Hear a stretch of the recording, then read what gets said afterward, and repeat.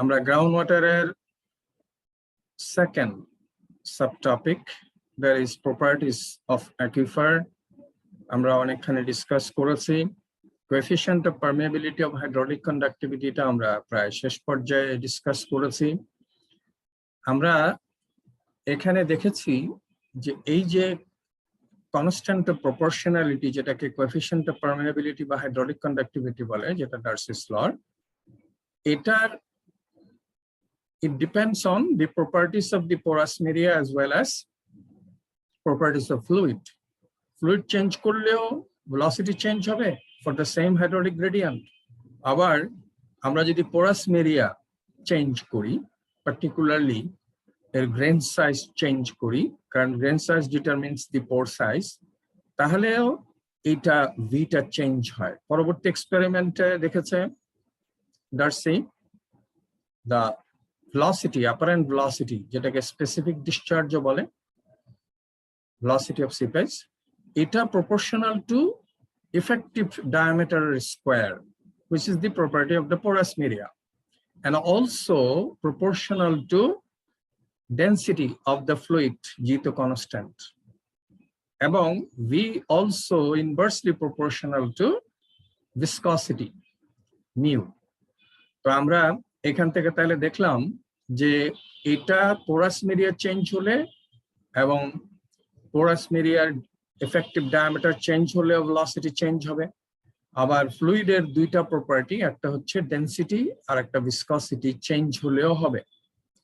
তো এখন এই দুইটাকে কম্বাইন করে আমরা লিখতে পারি একটা সিডি স্কোয়ার। সিটা একটা কনস্ট্যান্ট, শেপ ফ্যাক্টরের উপর নির্ভর করে, এটা শেপ ফ্যাক্টর বলে, আর এটা এফেক্টিভ ডায়ামিটার, সো দ্যাট আমরা এইটাকে পোরাস মিডিয়ার প্রপার্টি হিসাবে আলাদা করতে পারি, আর আরেকটা হচ্ছে রো জি বাই মিউ, এটা ফ্লুইডের প্রপার্টি আলাদা করে লিখতে পারি। এবং এই যে সিরিজ স্কোয়ার, যেটা আমাদের ইন্টারেস্ট, অর্থাৎ অ্যাকুইফারের ট্রান্সমিটিং ক্যাপাসিটি কি, ট্রান্সমিটিং প্রপার্টিটা কি, এটাকে যদি আলাদা করতে চাই ফ্লুইডের প্রপার্টি থেকে, তাহলে এটাকে বলা হয় K0, যেটাকে বলা হয় intrinsic permeability or simply permeability of the porous media. তাহলে দেখা যাচ্ছে যে hydraulic conductivity can be divided into 2 K0 এবং ফ্লুইডের প্রপার্টি। আর আমরা যদি উপরে নিচে রো দিয়ে ডিভাইড করি, তাহলে এটা হয়ে যাবে new, which is the kinematic viscosity. So তাহলে kinematic viscosity of the fluid as well as এই grain size এর যেটা আছে effective grain size d10, এটার স্কোয়ারের উপরে নির্ভর করে। তাহলে এই K0টা হচ্ছে ইন্ট্রিনসিক পারমিয়াবিলিটি। তাহলে দেখা যাচ্ছে যে কোএফিশিয়েন্ট অফ পারমিয়াবিলিটি আর intrinsic permeability not the same. Coefficient of পারমিয়াবিলিটির ডেফিনেশন আমরা লাস্ট ক্লাসে ডিসকাস করেছি, which is the velocity of flow under unit hydraulic gradient, এবং তার ইউনিটটা হচ্ছে লেন্থের স্কোয়ার, আর sorry length divided by time, velocity এর ডাইমেনশন, এর ইউনিটটা হবে velocityর ইউনিটের সমান, কারণ হাইড্রোলিক গ্রেডিয়েন্টটা কোনো ইউনিট নাই। On the other hand, intrinsic permeability, এটা সিডি স্কোয়ার, তার মানে এইটা ইউনিটটা হচ্ছে L স্কোয়ার, আর এইটা totally depends on the porous media, আর K depends on porous media as well as ফ্লুইডের প্রপার্টিস এর উপরে নির্ভর করে। এইভাবে তাহলে আমরা K এবং K0 কে, অর্থাৎ কোএফিশিয়েন্ট অফ পারমিয়াবিলিটি বা হাইড্রোলিক কন্ডাক্টিভিটি আর ইন্ট্রিনসিক পারমিয়াবিলিটি, এটাকে আমরা ডিফারেন্সিয়েট করতে পারি। আমাদের ফার্দার এই KK অর্থাৎ হাইড্রোলিক কন্ডাক্টিভিটি বা কোএফিশিয়েন্ট অফ পারমিয়াবিলিটিকে যদি আমরা saturated thickness of the aquifer দিয়ে মাল্টিপ্লাই করি, তাহলে ওইটাকে বলা হয় ট্রান্সমিসিভিটি, অনেক সময় ট্রান্সমিসিবিলিটিও বলে। আর একটা অ্যাকুইফার উড বি হোমোজেনিয়াস যদি হাইড্রোলিক কন্ডাক্টিভিটিটা everywhere or independent of its position XYZ dimension, যেটা পজিশন ডিটারমিন করে, এটা যদি কনস্ট্যান্ট হয়, প্রত্যেক জায়গায় সেম থাকে, হোমোজেনিয়াস বলবো। Otherwise we'll call this to be non-homogeneous or heterogeneous.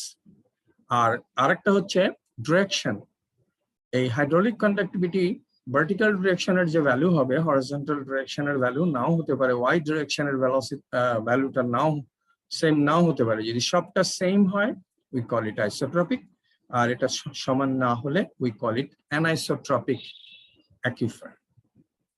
আমরা একটা জিনিস এখানে দেখব যে অনেকগুলো অ্যাকুইফার থাকে লেয়ার্ড। তাহলে লেয়ার্ড অ্যাকুইফারে আমরা ইকুইভ্যালেন্ট হাইড্রোলিক কন্ডাক্টিভিটিটা কি করে ডিটারমিন করব, both in the x direction that is horizontal as well as z direction that is vertical direction. এখানে একটা লেয়ার্ড অ্যাকুইফার দেখানো আছে। লেয়ার্ড হচ্ছে 1 to I up to n পর্যন্ত, n নাম্বার অফ লেয়ার্স, এবং তার হাইড্রোলিক কন্ডাক্টিভিটিটা k1 k2 etcetera up to kn। এর থিকনেস গুলো হচ্ছে b1 b2 up to bn thickness পর্যন্ত টোটালটা। তাহলে টোটাল থিকনেস হবে তাহলে bi কে যদি আমি সাম আপ করি টোটাল থিকনেস হবে। তা আমরা যদি vertical flow per unit area or velocity consider করি, তাহলে এখান থেকে যতটুকু এন্টার করবে ফ্লো হয়ে ফার্স্ট লেয়ার দিয়ে ফ্লো করে সেকেন্ড লেয়ারে ততটুকুই আসবে, অর্থাৎ প্রত্যেকটা লেয়ার দিয়ে ভার্টিক্যাল ফ্লোটা সেম হবে। সুতরাং আমরা যদি প্রত্যেকটা লেয়ার এর ভার্টিক্যাল ভেলোসিটিটা বের করতে চাই, তাহলে Darcy's law can be applied, which is k into I। তাহলে প্রথমটাই হবে, এবং আমরা যদি বলি যে এই ফার্স্ট লেয়ারের হেড লস হচ্ছে ডেল্টা H1, সেকেন্ড লেয়ারে ডেল্টা H2, এরকম করে যদি আপ টু এইটা ডেল্টা Hn হয়, তাহলে total head loss would be sum up of delta H1 plus delta H2 up to delta Hn। আর এই প্রথমটা দিয়ে যেটা ভেলোসিটি ফ্লো করবে ডার্সিস ল থেকে আমরা বের করতে পারি, এটা হচ্ছে hydraulic gradient multiplied by hydraulic conductivity. First লেয়ারের হাইড্রোলিক কন্ডাক্টিভিটি k1, আর এটা দিয়ে হেড লস হচ্ছে ডেল্টা H1, আর এটা থিকনেস হচ্ছে b1, সুতরাং এইটুকু ডিটারমিন করবে হাইড্রোলিক গ্রেডিয়েন্ট। এরকম করে আমরা আপ টু এই পুরোটার জন্য যদি বের করতে চাই, তাহলে এটা হবে, আমরা যদি এই ভার্টিক্যাল ইকুইভ্যালেন্ট হাইড্রোলিক কন্ডাক্টিভিটিটা ধরি kz, তাহলে total head loss delta H আর টোটাল থিকনেস হচ্ছে সামেশন অফ bi সমান হবে। তো এখন আমি যদি এখান থেকে ডেল্টা H1 বের করে নিই, তাহলে এবং এই ডেল্টা Hটা কি, ডেল্টা Hটা হচ্ছে v into summation of bi divided by kz, আর এখানে ডেল্টা H1টা কি হবে v bi by k1। এরকম করে আমরা যদি লিখি, তাহলে এখান থেকে যদি আমরা বিটা রিমুভ করি দুই পাশ থেকে, তাহলে এটা হয়ে যাবে kz would be is equal to summation of bi divided by bi by ki. So this is the expression for the vertical equivalent hydraulic conductivity of a layered aquifer. আর আমরা যদি এবার horizontal direction এর ফ্লোটা চিন্তা করি, let's say first layer দিয়ে flow হচ্ছে q1, second দিয়ে q2 up to qn flow, তাহলে টোটাল ফ্লোটা কত হবে, would be is equal to q is equal to q1 plus এরকম করে সাম আপ করতে হবে। আর আমরা যদি ধরি যে একটা লেন্থ l এ যদি আমাদের হেড লসটা হয় ডেল্টা H, তাহলে প্রত্যেকটা লেয়ারের জন্য hydraulic conductivity would be is equal to delta H divided by L। তাহলে আমরা এই পুরো লেয়ার দিয়ে যেটা ফ্লো হচ্ছে Q, এর পরিবর্তে আমরা যদি ইকুইভ্যালেন্ট হাইড্রোলিক কন্ডাক্টিভিটিটা হয় এদিকে kx, তাহলে এটা হবে kx delta H by L, that is the hydraulic gradient, into আমাদের এখানে পারপেন্ডিকুলার টু দিস স্ক্রিন 1 যদি ধরি, তাহলে ক্রস সেকশনাল এরিয়াটা কি হবে, অল থিকনেসের যোগফল মাল্টিপ্লাইড বাই 1, তাহলে এটা হবে অল থিকনেসের যোগফল। আর q1টার আমরা আবার এখানকার জন্য ফার্স্ট লেয়ার দিয়ে যে ফ্লোটা হচ্ছে এটা হচ্ছে kia, তাহলে k1 is the hydraulic conductivity, I-টা তো সেম, আর থিকনেস মাল্টিপ্লাইড বাই 1, তাহলে এরকম করে আমরা যদি বসাই, তাহলে এখান থেকে আমরা delta H by L cancel out করি, তাহলে এখান থেকে kx would be is equal to summation of ki bi by summation bi. তাহলে দেখা যাচ্ছে যে kz R kx not the same. তাহলে এইটা অ্যাকুইফারটা হবে কি, মানে ইকুইভ্যালেন্ট যে অ্যাকুইফারটা এটা হবে অ্যানিসোট্রপিক বাট হোমোজেনিয়াস। কাজে আমরা লেয়ার্ড অ্যাকুইফার থেকে আমরা equivalent vertical hydraulic conductivity and equivalent horizontal hydraulic কন্ডাক্টিভিটির এক্সপ্রেশন আমরা বের করতে পারি। এখন আমাদের আরেকটা প্রপার্টিতে যাওয়ার আগে আমরা একটু দেখে নিই কম্প্রেসিবিলিটি অফ অ্যাকুইফার। অ্যাকুইফারটা কম্প্রেসিবল, তো আমরা কম্প্রেসিবিলিটিটাকে যদি ইলাস্টিসিটির রেসিপ্রোকাল, মডুলাস অফ ইলাস্টিসিটির রেসিপ্রোকাল হয়, তাহলে এটা হবে স্ট্রেইন ডিভাইডেড বাই স্ট্রেস। তাহলে আমরা compressibility of porous media is defined as a total, এটা ভিডিটা হচ্ছে টোটাল ভলিউম আর এটা হচ্ছে ডিক্রিজ ইন ভলিউম। তাহলে total decrease in volume, ratio of the decrease in volume to total volume divided by এটা হচ্ছে তাহলে আমার স্ট্রেইন। আর স্ট্রেসটা এটা হচ্ছে যদি ইন্টারগ্রানুলার স্ট্রেসটা অর ইফেক্টিভ স্ট্রেসটা, এটা হচ্ছে এই সিগমা ই, এটা হচ্ছে intergranular or intergranular stress or effective stress. তাহলে ইফেক্টিভ স্ট্রেসটা যদি আমি বাড়াই তাহলে আমার টোটাল ভলিউমটা কম্প্যাক্টেড হবে। তাহলে এটাকেই আমরা বলবো কম্প্রেসিবিলিটি অফ পোরাস মিডিয়া। তো এখানে দেখো total volume of the aquifer is nothing but volume of solid plus volume of void. তো এখানে যদি change in total volume is equal to change in solid volume plus change in void, তাহলে সলিডের যে এটা তো কম্প্যাক্টেড হবে না, so it will be zero. So that এখানে এই decrease in total volume is nothing but decrease in void. কাজে আমরা এই আলফা এখানে ভিটির পরিবর্তে ভিভি বসাচ্ছি। সিমিলারলি কম্প্রেসিবিলিটি অফ ওয়াটারটাকে আমরা এক্সপ্রেস করতে পারি, অর্থাৎ যদি প্রেসার বাড়ে তাহলে তার ডেনসিটিটা অথবা ওয়াটারের ভলিউমটা কমবে আর ডেনসিটিটা বাড়বে। তাহলে আমরা এখানে কম্প্রেসিবিলিটি অফ ওয়াটার বেটা দিয়ে এক্সপ্রেস করা হয়, তাহলে decrease in the volume of water in the aquifer to total volume of water divided by decrease or increase of pressure. এখানে যদি আমরা প্রেসার ইনক্রিজ করি তাহলে তার ভলিউমটা ওয়াটারটা এটা কমবে। আর যদি আমরা এটা ডেনসিটিতে এক্সপ্রেস করি তাহলে this is nothing but increase in density per unit density due to increase in pressure. আমরা যদি একটা অ্যাকুইফারের একটা লেভেল চিন্তা করি তাহলে এই লেভেলের উপরের overburden stress, total stress due to load, এর উপরে যে সমস্ত স্ট্রাকচার আছে, ওয়াটার আছে, সয়েল আছে, তার স্ট্রেস, এটা হচ্ছে ডেল্টা টি। তাহলে এই টোটাল স্ট্রেস, সরি সিগমা টি, তাহলে এই টোটাল স্ট্রেসটা, total load per unit area would be borne by either fluid pressure, pore pressure অথবা intergranular stress, এই দুইটা। তাহলে আমরা লিখতে পারি total sigma T, total stress is equal to pressure plus intergranular stress or effective stress. Any change যদি হয়, আমরা যদি ডিফারেন্সিয়েট করি তাহলে D sigma T, delta sigma t is equal to Tp, change in pressure or change in intergranular stress. তাহলে এই উপরেরটা তো উপরের যে ম্যাটেরিয়ালের লোড, স্ট্রাকচারের লোড, ওয়াটারের লোড, এগুলো চেঞ্জ হবে না।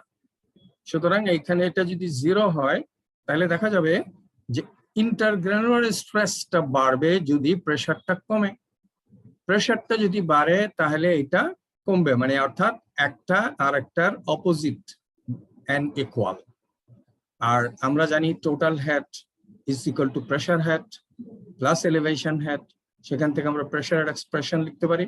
So that change in pressure would be is equal to rho G del H, অর্থাৎ হাইড্রোলিক হেডের চেঞ্জ। এবং আমরা তাহলে দেখতে পাই যে ইন্টারগ্রানুলার স্ট্রেসের increase is equal to nothing but decrease of the rho g dh, তার মানে ওয়াটার লেভেলটা নামবে। আমরা এখন যেটা স্টোরেজ ক্যাপাসিটি অ্যাকুইফারের, এটার একটা প্রপার্টি, এটাকে আমরা একটা প্রপার্টি ইউজ করা হয়, সেটাকে বলা হয় specific storage, which is SS. A SS is, or specific storage is defined as the volume of water that a unit volume of aquifer releases from storage under a unit decline in hydraulic head. Hydraulic headটা decrease করলে যত volume, একটা unit volume of aquifer থেকে কত water বের হবে, এটাই release করবে সেটা। তো এখানে ওয়াটারটা রিলিজ করে দুইভাবে, দুইটা মেকানিজম। একটা হচ্ছে যে আমরা যদি প্রেসারটা কমাই তাহলে ইন্টারগ্রানুলার স্ট্রেস বাড়বে, আর ইন্টারগ্রানুলার স্ট্রেস বাড়লে কি হবে, অ্যাকুইফারটা কম্প্যাক্টেড হবে। তাহলে due to compaction of aquifer caused by increase in intergranular stress. আর আরেকটা হচ্ছে যে আমরা যদি প্রেসারটা কমাই, অর্থাৎ হেডটা যদি ডিক্রিজ করে হাইড্রোলিক হেডটা, তাহলে প্রেসারটা কমবে। আর প্রেসারটা যদি কমে তাহলে ওয়াটারটা এক্সপ্যান্ড করবে। যদি আমরা অ্যাসিউম করি এটা কম্প্রেসিবল, তাহলে অবশ্যই ওয়াটার কম্প্রেসিবল, বাট কম্প্রেসিবিলিটিটা খুব কম। তাহলে এখান থেকে কি হবে, expansion of water caused by decrease in P, এই দুইটা মেকানিজম ওয়াটার রিলিজ করবে। আর আমরা এই রিলিজ করবে হচ্ছে ইউনিট ভলিউম থেকে। তাহলে আমি এটার একটা এক্সপ্রেশন বের করতে পারি। আমাদের যদি ফার্স্ট মেকানিজম কনসিডার করি, ডিউ টু কম্প্যাকশন অফ অ্যাকুইফারের জন্য, অর্থাৎ ইন্টারগ্রানুলার স্ট্রেস বাড়ার জন্য যে ওয়াটারটা রিলিজ করবে, তার মানে এটা কি হবে, released of the water volume due to compaction of the aquifer would be is equal to decrease of the total volume, এবং এখানে আমরা জানি আলফা ইজ ইকুয়াল টু এই এক্সপ্রেশনটা আমরা অলরেডি দেখেছি। এবং আমাদের এখানে তাহলে আমার এই minus D VT is equal to কি হবে, alpha into BT into D sigma E. তাহলে এটা সমান হবে কি, আমি যদি সিগমা ইটাকে প্রেসারে এক্সপ্রেস করি, তাহলে এটা হবে আমার প্রেসারের expression, alpha into BT into this total volume. আর এখানে আমরা এই ডিপি ইজ ইকুয়াল টু, একটু আগে আমরা দেখেছি রো জিএইচ, তাহলে দিস ইজ দি, এই যতটুকু ওয়াটার রিলিজ হচ্ছে is equal to alpha BT rho G DH. তাহলে এই আমরা বলছি যে unit declination of the head, তাহলে delta H would be is equal to -1। আর আমরা বলছি ইউনিট ভলিউম, তাহলে ভিটি ইজ ইকুয়াল টু 1। তাহলে এটা যদি আমরা এখানে বসাই, তাহলে ফার্স্ট মেকানিজমে ওয়াটার রিলিজ যেটা হচ্ছে সেটা হবে হচ্ছে আলফা ইন্টু রো জি, যেখানে আলফা হচ্ছে কম্প্রেসিবিলিটি অফ অ্যাকুইফার, এটা হচ্ছে ডেন্সিটি অফ ওয়াটার, আর জিটা হচ্ছে অ্যাক্সেলারেশন ডিউ টু গ্র্যাভিটি। একইভাবে যে ওয়াটার এক্সপানশনের জন্য যে রিলিজ হচ্ছে, এটা আমরা এই বেটার এক্সপ্রেশন থেকে পেতে পারি। এই যে বেটার যে এক্সপ্রেশনটা আমরা অলরেডি দেখেছি, ইজ ইকুয়াল টু এইটুকু তো রিলিজড, তাহলে এটা হবে কি, বেটা ইন্টু ভিডব্লিউ ডিপি। তাহলে আমাদের সেকেন্ড মেকানিজম যেটা হচ্ছে মাইনাস বেটা ইন্টু ভিডব্লিউ ডিপি। আর এখানে এই ওয়াটার কতটুকু আছে টোটাল ভলিউমে, এটা হচ্ছে পরোসিটি ইন্টু ভিটি, আর DP is equal to rho G DH. তো আমাদের এখানে আমরা বলছি যে এটা ইউনিট ভলিউম, তাহলে ভিটি ইজ ইকুয়াল টু 1 আর ডিএইচ ইজ ইকুয়াল টু -1 বসালে এই সেকেন্ড মেকানিজমে যে ওয়াটার রিলিজড হচ্ছে এটা হচ্ছে compressibility of water, porosity of aquifer, density of water into G. তাহলে দুটো যদি আমি সাম আপ করি তাহলে এসএস এর একটা এক্সপ্রেশন পাবো এবং সেখান থেকে দেখা যাচ্ছে এটা হচ্ছে rho g alpha plus beta into n. তার মানে property of the fluid which is density এবং আর একটা হচ্ছে কম্প্রেসিবিলিটি অফ ওয়াটার, আর এখানে আলফা এন্ড এন এই দুইটা হচ্ছে এটা কম্প্রেসিবিলিটি অফ অ্যাকুইফার, এটা পোরোসিটিতে আমরা এক্সপ্রেস করতে পারছি। আমরা এখন আরো দুইটা প্রপার্টি স্টোরেজ রিলেটেড ডিফাইন করব এবং আমরা অলরেডি দেখেছি যে aquifer can be broadly classified into confined aquifer and unconfined aquifer. এই স্টোরাটিভিটি of the aquifer, এটা confined aquifer হলে এটাকে বলা হয় storage coefficient, আর unconfined হলে এটাকে বলা হয় specific yield। তাহলে confined aquifer এ যে storativity, যে storage capacity, এটা storage coefficient which is denoted at capital S is nothing but the volume of water that a confined aquifer releases from storage per unit surface area of the aquifer per unit decline in piezometric head। তার মানে এটা একটা confined aquifer, উপরে clay layer নিচেও clay layer, এবং এখানকার per unit cross sectional water, per unit cross sectional area of the aquifer থেকে water কতটুকু রিলিজড হবে due to a decrease in piezometric head, unit decline যদি করে, এটাই হচ্ছে আমরা বলছি S।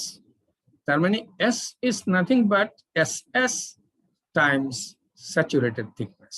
আমরা SS টা অর্থাৎ স্পেসিফিক স্টোরেজটা আগে ডিফাইন করেছি, এটা হচ্ছে পার ইউনিট ভলিউম আর এটা হচ্ছে পার ইউনিট এরিয়া।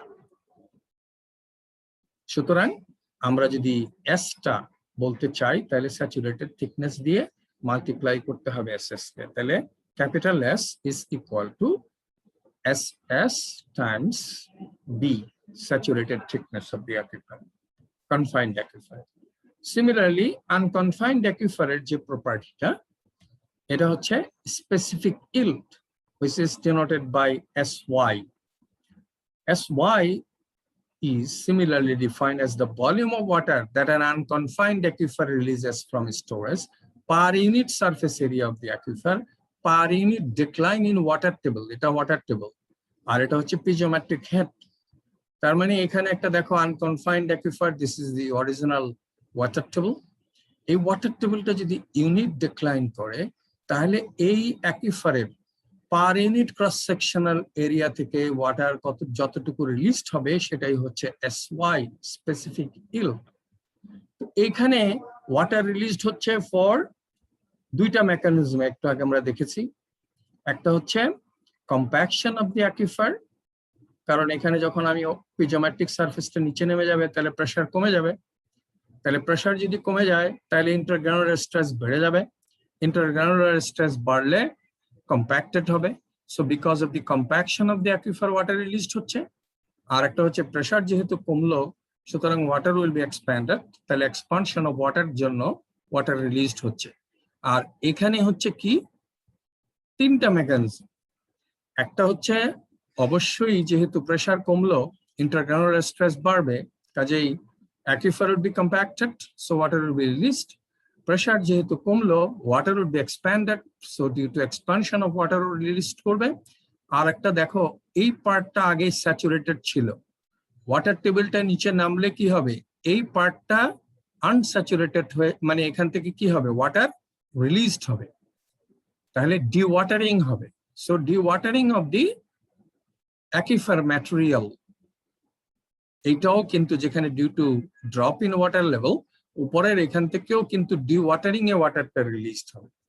সুতরাং SY টা কিন্তু রেজাল্ট অফ 3 মেকানিজম আর S টা হচ্ছে 2 মেকানিজম, এবং এই 3 মেকানিজমের যেটা released or dewatering or drainage of the aquifer material, এটা quite significant.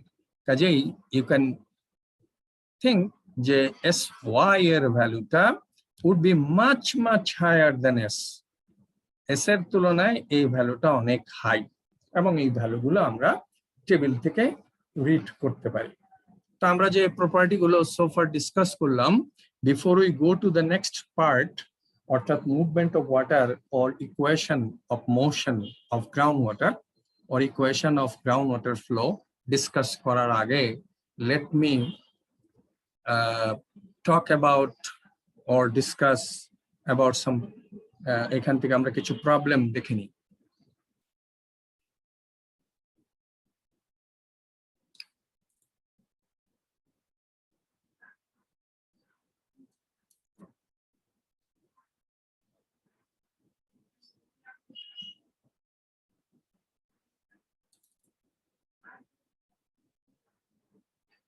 ওকে, এই ফার্স্ট প্রবলেমটা তোমাদের বইয়ের ওয়াটার এক্সাম্পল 9.1, এটা একটা আনকনফাইন্ড অ্যাকুইফার এবং whole cross sectional area of the ground water basin এটা হচ্ছে 3 কিলোমিটার স্কোয়ার এবং এট এ পয়েন্ট কিছু রিডিং নেওয়া আছে। Initially water table was 102 metre above some data এবং এখানে দেখা গেল যে ওয়েট সিজনে because of infiltration from precipitation এটা রিচার্জ হবে গ্রাউন্ড ওয়াটারটা, রিচার্জ হয়ে দেখা গেল it went up to 103.2 metre পর্যন্ত উঠলো। এখন এখানে ড্রাই পিরিয়ডে তো ওয়াটারটা পাম্প করা হবে for use either water supply or agriculture or irrigation এর জন্য পানি উঠাতে হতে পারে পাম্প করে এবং এখান থেকে দেখা গেল 1.5 million cubic metre of water pump করাতে এই water table dropped to 101.2 metre এর নিচে নেমে গেল। এখন এই ইনফরমেশন থেকে আর বলা হলো যে এই যে পয়েন্ট রিডিংটা নিলাম এটা valid for the whole area, সব জায়গায় একই রকম রেসপন্স যদি আমি অ্যাসিউম করি তাহলে you have to calculate the specific yield and volume of water recharge in the wet season. এই ওয়েট সিজনে যে এখান থেকে এই পর্যন্ত ওয়াটার টেবিলটা উঠলো কত ভলিউম রিচার্জ হলো। তো আমরা স্পেসিফিক ইল্ড, এটা তো আনকনফাইন্ড অ্যাকুইফার, স্পেসিফিক ইল্ডের ডেফিনেশন কিন্তু আমরা জানি যে per unit area per unit ডেক্লাইনে যে ভলিউম ওয়াটার রিলিজড হয়। কাজেই আমার তো টোটাল এরিয়া দেওয়া আছে, আবার কত এখান থেকে ওয়াটার টেবিলটা ডিক্রিজ করলো সো দ্যাট তার volume equal to 1.5 million cubic meter. তাহলে volume of water pumped is equal to area times drop in water level time specific yield. এখানে ভলিউম অফ ওয়াটার পাম্প দেওয়া আছে, এরিয়া বলা আছে 3 kilometre square, আমি metre স্কোয়ারে নিয়ে গেলাম, আর ড্রপ ইন ওয়াটার লেভেল আমরা জানি 103.2 ছিল, সেখান থেকে 101.2 হলো। কাজেই এইটা হচ্ছে আমার ড্রপ ইন ওয়াটার লেভেল আর স্পেসিফিক ইল্ড দিয়ে যদি আমি মাল্টিপ্লাই করি তাহলে দুটো সমান। অতএব এখান থেকে আমি স্পেসিফিক ইল্ডটা বের করে নিলাম which is 0.25। তাহলে এই অ্যাকুইফারের within that range of water level fluctuation এই স্পেসিফিক ইল্ড ভ্যালুটা হচ্ছে 0.25। এখন বলা হচ্ছে যে এই যে ওয়েট সিজনে রিচার্জ হলো অর্থাৎ 102 থেকে এটা 103.2 পর্যন্ত উঠলো ওয়াটার লেভেলটা, তাতে আমার কত ভলিউম অফ ওয়াটার রিচার্জ হলো। একইভাবে তাহলে volume of water recharge would be is equal to specific yield multiplied by change in water level multiplied by area।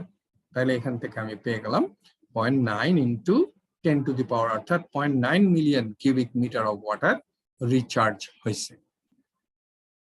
Clear? তাহলে আমরা স্পেসিফিক ইল্ডের কনসেপ্টটা দেখলাম। তোমরা শুনতে পাচ্ছ? জি স্যার।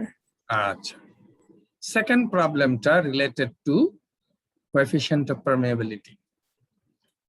এখানে এটাও একটা আনকনফাইন্ড অ্যাকুইফার, দুইটা অবজারভেশন ওয়েল, একটা 1 আর একটা হচ্ছে 2, এবং দুইটা 50 মিটার অ্যাপার্ট।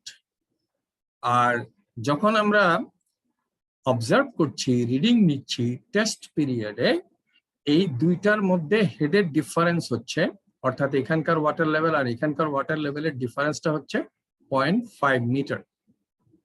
এখানে একটা ট্রেসার, তার মানে কি ওয়াটারটা ফ্লো করবে 1 থেকে 2 এর দিকে। এখানে একটা ট্রেসার ছাড়া হয়েছে। Tracer maybe a dye or maybe a chemical, কোন সল্ট সলিউশন যদি আমি ছাড়ি, তাহলে এখান থেকে পোরাস মিডিয়াতে ট্রেসারটা মুভ করবে টুয়ার্ডস 2, এবং দেখা গেল যে এই ট্রেসারটা took 10 hours to travel from 1 to 2 under the prevailing situation, অর্থাৎ এই হাইড্রোলিক গ্রেডিয়েন্টের জন্য। আরো ইনফরমেশন দেওয়া আছে কি, সেটা হচ্ছে D50 of the aquifer material is 2 millimeter, porosity of the aquifer is 0.3, আর কাইনেমেটিক ভিসকসিটি নিউ, এটার ভ্যালুটা হচ্ছে for that temperature is 0.01 centimeter per second. Information দেয়া আছে, and you have to estimate hydraulic conductivity by coefficient of permeability and intrinsic permeability of the aquifer, as well as Reynolds number. Reynolds number তো তোমরা fluid mechanics এ পড়েছো, তাই না? Reynolds number এটা হচ্ছে ভেলোসিটিকে যদি আমরা মাল্টিপ্লাই করি কোনো একটা ইকুইভ্যালেন্ট লেন্থ দিয়ে, যখন পোরাস মিডিয়া, তাহলে ইকুইভ্যালেন্ট লেন্থটা হচ্ছে D50 আর ডিভাইডেড বাই নিউ, এটাকে বলা হয় রেনল্ডস নাম্বার।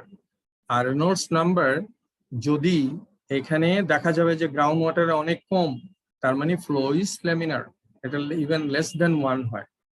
আমরা এটা দেখব, এটা রেনল্ডস নাম্বারটাও বের করতে বলা হচ্ছে। তাহলে এই যে ট্রেসারটা এখান থেকে যে ফ্লো করছে, এটা কিন্তু ট্রেসারের ভেলোসিটি যেটা 10 ঘন্টা লাগলো, এটা কিন্তু actual velocity, not apparent, because এখান থেকে ওয়াটারটা ফ্লো করছে থ্রু দি পোরস। সুতরাং আমরা এই যে the tracer records the actual velocity of water, তাহলে actual velocity of water would be what? এটা গেছে 50 মিটার, আমরা যদি সেন্টিমিটারে নিয়ে যাই, in 10 hour time কাজে 0.13 সেন্টিমিটার পার সেকেন্ড, তাহলে এটা কিন্তু অ্যাকচুয়াল ভেলোসিটি। তাহলে ডিসচার্জ ভেলোসিটি কি হবে? আমরা যদি তাকে পোরোসিটি দিয়ে মাল্টিপ্লাই করি, তাহলে discharge velocity or velocity of flow or seepage velocity or ground water flow velocity, এইটা হবে তাহলে আমরা পোরোসিটি দিয়ে মাল্টিপ্লাই করব, তাহলে এটা হচ্ছে 0.042 সেন্টিমিটার পার সেকেন্ড। আর হাইড্রোলিক গ্রেডিয়েন্টটা কত? এখানে 0.5 in 50 মিটার, কাজে 0.5 divided by 50, which is 1 into 10 to the power minus 2. আর আমরা ডার্সিস ল থেকে জানি V is equal to KI, সুতরাং K is equal to V by I, তাহলে V ভ্যালু আমরা বের করেছি, I ভ্যালু আমি জানি, সুতরাং এখান থেকে আমি কোএফিসিয়েন্ট অফ পারমিয়াবিলিটি বা K এটা আমি বের করতে পারবো। আর আমরা জানি K is equal to K0 G by nu, or K0 is equal to K nu by G। তাহলে এখানে K আমরা বের করেছি, নিউ দেয়া আছে, আর G এর ভ্যালুটা CGI, এখানে CGS সিস্টেম ইউজ করছি আমরা, তাহলে 981, তাহলে 4.28 into 10 to the power minus 5, আর এইটার ইউনিটটা হচ্ছে সেন্টিমিটার স্কয়ার। তাহলে আমরা এখান থেকে ইন্ট্রিনসিক পারমিয়াবিলিটির ভ্যালুটা আমরা বের করে নিলাম। আর রেনল্ডস নাম্বার বলছিলাম ভেলোসিটি কে, ভেলোসিটি অফ ফ্লো কে, যদি আমরা যেটা ভেলোসিটি অফ ফ্লো একটু আগে আমরা বের করেছি 0.42, একে যদি আমরা D50 দিয়ে মাল্টিপ্লাই করি, নিউ দিয়ে ডিভাইড করি, তাহলে আমরা পেয়ে যাব রেনল্ডস নাম্বার। রেনল্ডস নাম্বারটা হচ্ছে 0.84, which is less than 1, সুতরাং এইখানে ফ্লোটা ল্যামিনার। ক্লিয়ার?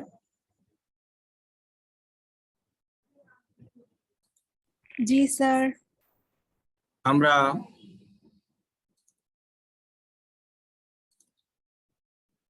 যেটা ডিসকাস করছিলাম প্রপার্টি, তো আমাদের এখন যেটা দেখব সেটা হচ্ছে equations of ground water flow.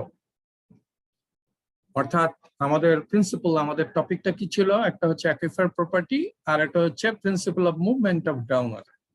তাহলে গ্রাউন্ড ওয়াটারটা কেন মুভ করে? আমরা জানি হেড ডিফারেন্সের জন্য, অর্থাৎ গ্রেডিয়েন্টের জন্য। গ্রেডিয়েন্ট যত বেশি হবে ততই ফ্লোটা বেশি হবে, হাইড্রোলিক গ্রেডিয়েন্ট। তো এই ইকুয়েশন, যে flow of ground water, it can be steady, it can be unsteady. Steady flow কখন? যখন কোনো ফ্লো ভ্যারিয়েবল টাইমের সাথে কোনো একটা পার্টিকুলার লোকেশনে চেঞ্জ না হয়। আর এখানে ফ্লো ভ্যারিয়েবলটা হচ্ছে head, ground water head. Ground water হেডটা কি? Is the summation of elevation head plus pressure head, কারণ ভেলোসিটি হেডটা খুবই নেগলিজেবল। সেই জন্য প্রেসার হেড আর এলিভেশন হেড, এই দুইটা হচ্ছে গ্রাউন্ড ওয়াটার হেড। তাহলে কোনো একটা পার্টিকুলার লোকেশনে যদি গ্রাউন্ড ওয়াটার হেডটা টাইমের সাথে ভ্যারি না করে, we call it steady flow. তাহলে প্রথমে আমরা দেখব স্টেডি ফ্লো। এর জন্য equation, partial differential equation which governs or describes the steady flow of groundwater. আমরা এইটা বের করতে পারবো, ইকুয়েশনটা বের করতে পারবো considering or applying two principles. একটা হচ্ছে principal of continuity or conservation of mass, আর একটা হচ্ছে ডার্সিস ল। এই দুইটা অ্যাপ্লাই করব। তো এখানে আমরা কনসিডার করি একটা element, elemental control volume element, যার প্রত্যেকটা সাইড হচ্ছে 1। তো আমাদের এখানে ইন দ্য তিনটা direction X, Y and Z. তাহলে এক্স ডিরেকশনে there is the rate of mass enter into the element is rho into bx, because এখানে এরিয়াটা হচ্ছে 1। এই রেটে মাস এন্টার করছে আর এই রেটে মাস বের হয়ে যাচ্ছে in the direction of x. এই রেট ওয়াই ডিরেকশনে এন্টার করছে, এটা বের হয়ে যাচ্ছে। জেড ডিরেকশনে এন্টার করছে, এটা বের হয়ে যাচ্ছে। তাহলে যদি ফ্লো স্টেডি হয় তাহলে আমরা কি করব? এটা হচ্ছে rate of mass entry into the element would be equal to rate of mass coming out of the element. দুইটা সমান হবে। তাহলে যদি আমি দুইটা সমান লিখি তাহলে এখান থেকে আমরা দেখব যে এই যে চেঞ্জ যেটা হচ্ছে মাসের in the direction of X and Y, এটার যোগফল, তাহলে এটা উড বি ইকুয়াল টু 0। দুইটা সমান 0। তাহলে এখন আমি যদি অ্যাসিউম করি water to be incompressible, that means rho remains constant, তাহলে এটা বের করে ফেলতে পারবো। তাহলে আমাদের এটা এখন আমি যদি এখানে ডার্সিস ল অ্যাপ্লাই করি তাহলে x ডিরেকশনে vx would be equal to kx del h by del x, তাহলে kx del h by del x। তাহলে আমরা এখান থেকে বের করতে পারবো এটা। এখন এখানে যে k টা আছে, আমি যদি অ্যাসিউম করি the aquifer to be isotropic, তাহলে kx is equal to ki is equal to kz is equal to k। আর আমি যদি অ্যাসিউম করি হোমোজেনিয়াস, তাহলে এইটা পজিশনের সাথে ভ্যারি করবে না, কাজে k কনস্ট্যান্ট থাকবে, so we can take it out এবং will get a equation like this. তার মানে del square h by del x square del square h by del y square. তাহলে this is the partial differential equation for steady groundwater flow, 3-dimensional groundwater flow. একইভাবে আমরা যদি transient or unsteady floor কথা চিন্তা করি same এলিমেন্টের, তাহলে আমরা জানি যে এইটা আনস্টেডি, সুতরাং এটা কি হবে? এটা net rate of mass flow into the element। তার মানে যতটুকু ঢুকছে আর বের হচ্ছে দুইটার difference would be is equal to time rate of change of mass within the element। কাজেই একটা আমাদের মাস আউটফ্লো থেকে যদি মাস ইনফ্লো সাবট্রাক্ট করি তাহলে উইল গেট দিস, আর তাহলে এটা হবে time rate of change of mass within the element, আর এলিমেন্টটা হচ্ছে ইউনিট ভলিউমের।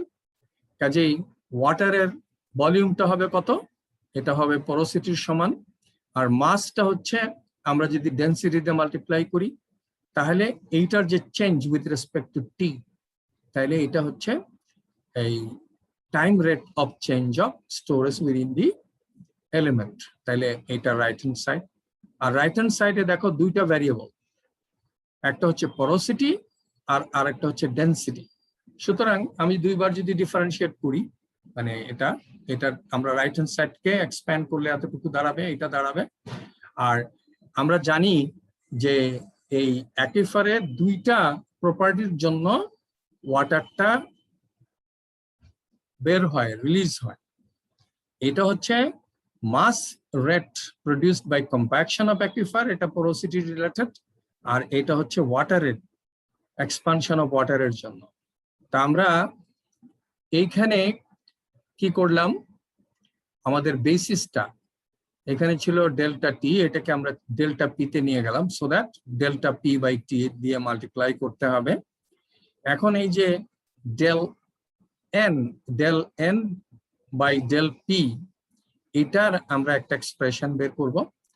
আমরা জানি change in volume is nothing but change in total volume, এবং এনটা হচ্ছে is equal to volume of void because VT is equal to 1. সুতরাং এটা হবে change in volume is equal to n, আর আমরা alpha that is compressibility of aquifer definition এটা। সুতরাং আমরা এখানে BT যেহেতু 1 আর del B is equal to del BT is equal to del VV, R del VV is equal to del n, আর নিচের গুলো আমরা জানি যে sigma change in sigma E effective স্ট্রেসের নেগেটিভ, এটা পজিটিভ হয়ে পি এর সমান হবে। তাহলে এটা হচ্ছে অর্থাৎ del N by del P is equal to alpha. তাহলে এইটা হচ্ছে আমার আলফা, তাহলে এই পার্টটা হচ্ছে rho into alpha first part. আর সেকেন্ড পার্টের জন্য আমরা যদি কম্প্রেসিবিলিটি অফ অ্যাকুইফার ওয়াটার দেখি, কম্প্রেসিবিলিটি অফ ওয়াটার দেখি, তাই এটা হচ্ছে del P by rho due to increase or decrease of pressure। এটা যদি ডিক্রিজ হয় তাহলে প্রেসার ডিক্রিজের জন্য ডেনসিটি ডিক্রিজ করে, প্রেসার ইনক্রিজের জন্য ডেনসিটি ইনক্রিজ করে, তাহলে এটা ডাইরেক্টলি রিলেটেড। সুতরাং এখান থেকে আমি del rho by del P সমান হচ্ছে তাহলে রো ইন্টু বেটা। সুতরাং তাহলে দেখা যাচ্ছে যে এইটুকু হচ্ছে রো ইনটু বেটা। আমরা যদি এখানে বসাই, আমি জাস্ট রাইট হ্যান্ড সাইডটাকে দেখছি, তাহলে এখান থেকে rho square G alpha plus N into beta del H by del T আমরা পেলাম। আর এখানে দেখো আমরা একটু আগে একটা এক্সপ্রেশন বের করেছি এসএস এর, সেটা ছিল কি রো জি এইটুকু, তাইলে এটা হয়ে যাবে একটা রো থেকে যাবে, আর এইটুকু হয়ে যাবে এসএস ডিএইচ বাই ডিটি। তাহলে আমরা রাইট হ্যান্ড সাইডের এইটুকু দেখলাম। আমরা আজকে তোমাদের কি এরপরে ক্লাস আছে না? 1 মিনিট সময় পাওয়া যাবে? জি স্যার, এরপরে আমাদের ল্যাব আছে। আচ্ছা, জাস্ট 1 মিনিট। হ্যাঁ, তাহলে আমাদের এটা শেষ হয়ে যাবে। তাহলে এইটা হয়ে যাচ্ছে আমার right hand side. Left hand সাইডে দেখো এগেইন দুইটার মাল্টিপ্লিকেশন, সুতরাং আমরা এইটাকে দুইটাতে এক্সপ্রেস করতে পারি। এখন এখানে দেখো আমরা রো রেখে তারপর আমরা এটাকে দুইটা ভ্যারিয়েবলের যেহেতু, তাহলে এখানে এই যে change of density with respect to distance or position, এটা কম্পেয়ার টু দিস ভেলোসিটির চেঞ্জ অর ভেলোসিটি গ্রেডিয়েন্টের চেয়ে ডেনসিটির গ্রেডিয়েন্টটা খুব ছোট। সুতরাং এই পার্টটা আমরা নেগলেক্ট করতে পারি, সো দ্যাট আমাদের লেফট হ্যান্ড সাইড থাকবে হচ্ছে এইটুকু, এবং সেখানে আমার দুই দিকে হচ্ছে রো ক্যান্সেল আউট হয়ে গেল। এবং এখানে Vx এর পরিবর্তে আমরা ডার্সিস ল অ্যাপ্লাই করব এবং আমি যদি অ্যাসিউম করি the medium to be isotropic and homogeneous, তাহলে এটা হয়ে যাবে kx k, এবং এটা আমরা বের করে নিয়ে আসতে পারবো because it would be independent of position, so that আমাদের পার্শিয়াল ডিফারেন্সিয়াল ইকুয়েশনটা আমরা এখান থেকে পেয়ে যাব, অর্থাৎ এসএস ডিভাইডেড বাই কে আসবে ডিএইচ বাই ডিটি।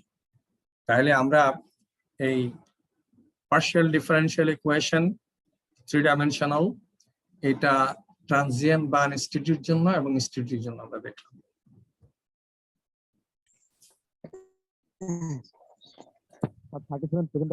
ID 26